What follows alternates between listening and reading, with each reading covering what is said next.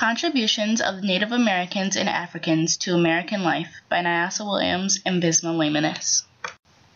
Beginning in 1492, European settlers started to invade the Americas, taking the Native Americans' land.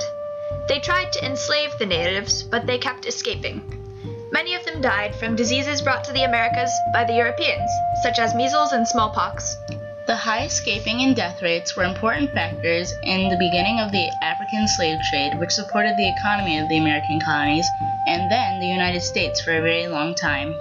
The interactions of the Native Americans and the enslaved Africans and the European conquerors and colonists led to the mixing of these cultures to create the diverse America of today.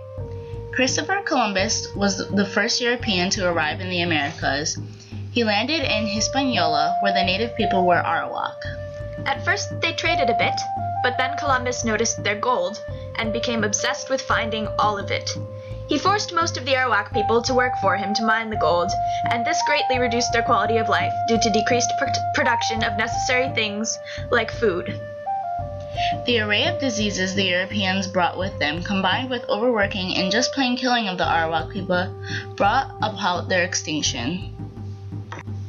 In 1607, British settlers established their first permanent settlement at Jamestown, Virginia. They relied heavily on the Powhatan Confederacy at first for food, supplies, and assistance of all kinds during a period of shaky peace. Native contributions during this time were mostly food-based, including the introduction of foods such as potatoes, beans, corn, peanuts, pumpkins, tomatoes, squash, peppers, nuts, melons, and sunflower seeds. Slightly later on, as the American colonists were expanding farther into the interior of the continent, the fur trade with natives contributed greatly to their economy, and they used an early form of sign language to communicate. The Americans were also introduced to activities such as canoeing, snowshoeing, tobogganing, lacrosse, relay races, tug-of-wars, and ball games. The American idea of the federal government, in which certain powers are given to a central government and all other powers are reserved for the state, was borrowed from the system of government used by the Iroquois Confederacy. Native American art, designs, and styles have also strongly influenced modern design, architecture, and music. Native Americans also developed medicinal advancements such as syringes, dental care, pain medication, birth control drugs, and treatment for scurvy, along with introducing many words including barbecue, caribou, chipmunk, woodchuck, hammock, toboggan, skunk, mahogany, hurricane, and moccasin. The African slave trade became increasingly popular in the 1600s, and American and Caribbean plantations were importing more and more slaves.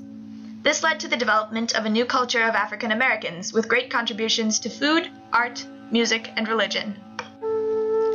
African American slaves contributed vibrant recipes for various foods, including black-eyed peas, okra, and sesame, along with their use of leftover foods and parts of animals unwanted by the slaves' masters, like chicken wings, necks, and feet.